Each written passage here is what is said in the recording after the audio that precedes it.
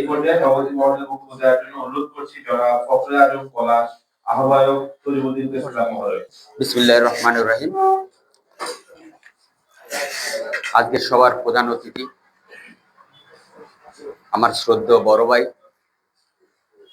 আমি যে প্রেস ক্লাবের এখন আহ্বায়ক, আমারও আহ্বায়ক, আমার রাজনৈতিক গুরু, যারে দেখে আমরা অনেক কিছু শিখেছি, বিএনপির বিএনপির সদস্য সচিব জনাব ওমর আসাদ রিন্টু ভাই। এখানে প্রধান আলোচনায় রয়েছেন শাহ আব্দুর রহিম নুরনবী ভাই, তথ্য অফিস তথ্য কর্মকর্তা জেলা। আজকে উপস্থিত এখানে আমার সাংবাদিক ভাইয়েরা, আসসালামু আলাইকুম। সুপ্রিয় অতিথিবৃন্দ ও সাংবাদিক ভাইয়েরা, আজকে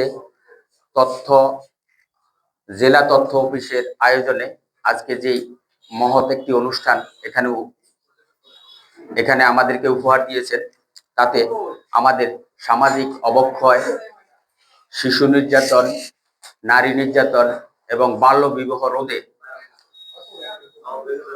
যে কর্মসূচি আজকে এখানে বাস্তবায়ন করার জন্য আমাদের সাংবাদিক ভাইদেরকে নিয়ে ওয়ার্কশপ এখানে হলো, এখানে আসলেই আমাদেরকে ডাকার একটা উদ্দেশ্য আছে।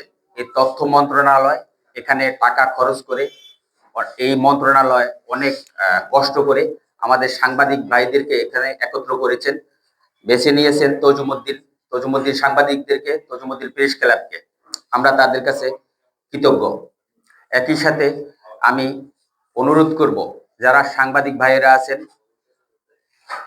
প্রিন্ট মিডিয়া এবং ইলেকট্রনিক্স মিডিয়ায় যারা রয়েছেন, তারা দয়া করে তাদের এই স্বার্থ সিদ্ধি এবং আমাদের এলাকার উন্নয়নের জন্য এই সংক্রান্ত কর্মকাণ্ড যেন আমাদের এলাকায় না হয়, আমাদের এলাকার মাধ্যমে সারা বলায় যেন আমরা এই মিডিয়ার মাধ্যমে প্রসারিত করতে পারি, যেন কোনো নারী নির্যাতন, শিশু নির্যাতন, সামাজিক এই অবক্ষয় থেকে আমরা যেন এই তজুমুদ্দিনের মাধ্যমে সারা বলা সহ সারা বাংলাদেশকে আমরা জানিয়ে দিতে পারি।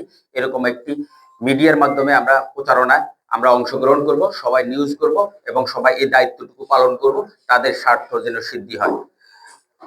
সকলে উপস্থিত হওয়ার জন্য এবং কষ্ট করে আমাদের প্রধান অতিথি আমার বড় ভাই এখানে সময় দেওয়ার জন্য তাকে ধন্যবাদ জানিয়ে আমার বক্তব্য শেষ করছি। ধন্যবাদ সকলকে।